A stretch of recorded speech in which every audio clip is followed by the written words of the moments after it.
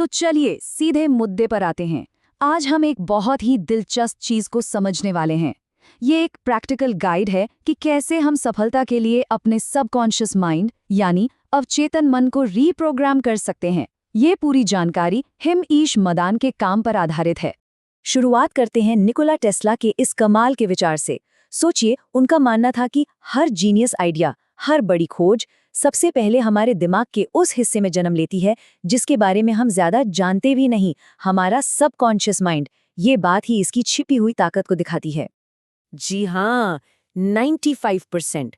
हमारे रोज के जो फैसले होते हैं, हमारी आदतें, हमारे काम, उनमें से 95% इसी सबकॉन्शियस माइंड से कंट्रोल होते हैं। और सबसे हैरान करने वाली बात यह है कि हमें इसका एहसास तक नहीं होता।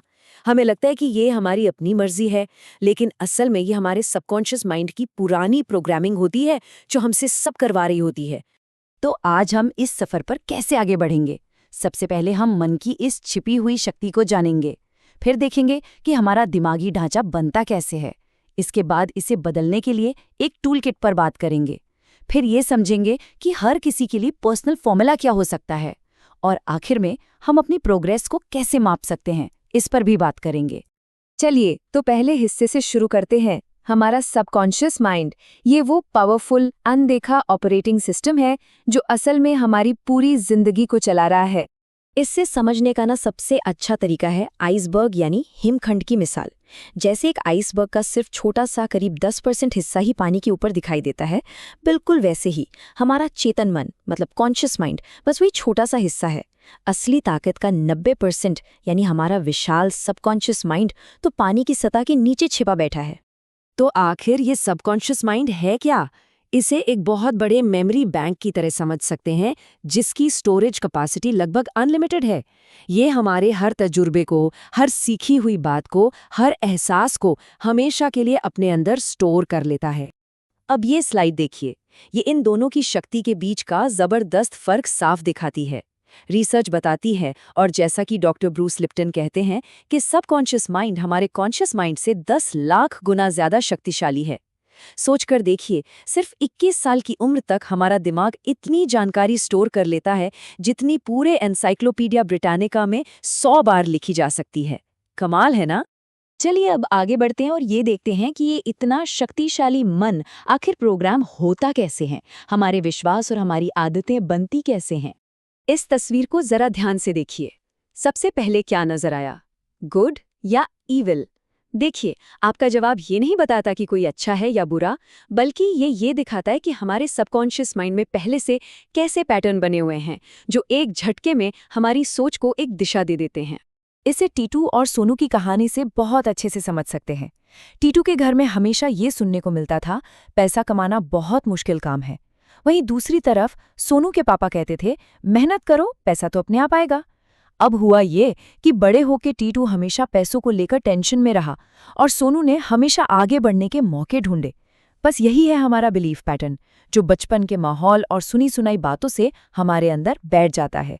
तो सबसे जरूरी बात यह है कि ये जो अनजाने में बने बिलीफ पैटर्न्स हैं ना, ये एक पुराने कंप्यूटर सॉफ्टवेयर की तरह है। अगर हम इन्हें जानबूझकर अपडेट नहीं करेंगे तो ये हमारी पूरी जिंदगी को अपने हिसाब से चलाते रहेंगे। तो अब बात करते हैं समाधान की। ये एक एक्शन लेने वाली टूल किट है जिसमें मन को रीप्रोग्राम करने की 6 बहुत ही पावरफुल तकनीकें हैं जिन्हें आज से ही अपनाया जा सकता है। तो ये हैं वो 6 शक्तिशाली औजार। चलिए अब एक एक करके इन सभी को गहराई से समझते हैं और देखते हैं कि इन्हें इस्तेमाल कैसे करना है। टूल किट का पहला टूल है अपने विश्वासों को समझना। इसके लिए एक थॉट जर्नल बनाना होगा। जब भी कोई ऐसा नेगेटिव ख्याल आए जो आगे बढ़ने से रोक रहा हो, उसे फौरन लिख लें। लिखने से वो ख्याल दिमाग से बाहर आता है और फिर उस पर सवाल उठाना आसान हो जाता है। दूसरा टूल है डोपामाइन डिटॉक्स। इसका सीधा सा मतलब है कि सोशल मीडिया और बिंज वॉचिंग जैसी तुरंत खुशी देने वाली चीज़ों से जानबूझकर थोड़ी दूरी बनाना।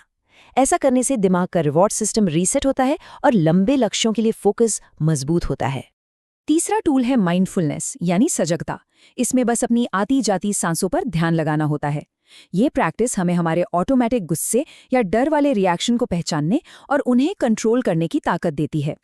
चौथा और बहुत ज़रूरी टूल है आभार व्यक्त करना। रोज उन चीजों के लिए शुक्रगुजार होना जिनके लिए हम आभारी हैं, ये हमारे मन को सफलता के लिए एक उपजाऊ जमीन की तरह तैयार करता है। सीधी सी बात है, नेगेटिविटी वहां टिकी नहीं पाती जहां आभार होता है। 5वां है विजुअलाइजेशन। जब हम अपनी कामयाबी को बार बार मन की आंखों से देखते हैं ना, तो हमारा सबकॉन्शियस माइंड उस तस्वीर को हकीकत मानने लगता है और फिर उसे सच करने के लिए रास्ते खोजने लगता है। और छठा है मिरर वर्क। आईने में अपनी ही आंखों में देखकर खुद से पॉजिटिव बातें कहने से उनका असर दिमाग पर कई गुना बढ़ जाता है। ये बहुत ही पावरफुल है। अब सबसे जरूरी बात, एक ही फॉर्मूला हर किसी के लिए काम नहीं करता। सबसे असरदार तरीका हर इंसान के अपने व्यक्तित्व और सीखने के तरीके पर निर्भर करता है। ये टेबल सही तकनीक चुनने में मदद कर सकती है। जैसे अगर कोई बहुत ज्यादा सोचता है तो उसके लिए फोकस्ड मेडिटेशन बहुत जरूरी है। अगर कोई लिखकर बेहतर सीखता है तो उसे अपने लक्ष्य रोज लिखने चाहिए। सुनकर सीखने वालों को अपनी ही आवाज में अफर्मेशंस रिकॉर्ड करके सुनने चाहिए। और अगर कोई भावनात्मक रूप से मजबूत होना चाहता है तो उसे आभार जर्नलिंग की गहरी प्रैक्टिस करनी चाहिए। चलिए अब आखिरी हिस्से पर चलते हैं कि इन बदलावों को लागू कैसे करें और ये कैसे जानें कि हम सही दिशा में जा रहे हैं या नहीं। इसे कम से कम 21 दिनों तक लगातार करना है। डॉक्टर मैक्सवेल मॉल्स ने पाया था कि हमारे दिमाग को कोई नई आदत बनाने या एक नई हकीकत को अपनाने में कम से कम 21 दिन लगते हैं। ये सिर्फ एक नंबर नहीं है, इसके पीछे बाकायदा न्यूरोसाइंस है। तो पता कैसे चलेगा कि रीप्रोग्रामिंग काम कर रही है? इसे नापने के लिए कोई मीटर तो है नहीं, लेकिन हाँ, कुछ ऐसे संकेत जरूर हैं जिन्हें हम महसूस कर सकते हैं। पहला संकेत है बढ़ी हुई सेल्फ अवेयरनेस। मतलब अब अपने नेगेटिव विचारों को मन में आते ही पकड़ा जाने लगेगा। दूसरा, अब वो छोटे छोटे कदम उठाने की हिम्मत आने लगेगी जिनसे पहले डर लगता था। और तीसरा, ये महसूस होगा कि खुशी और पॉजिटिविटी का लेवल धीरे धीरे ही सही पर लगातार बढ़ रहा है।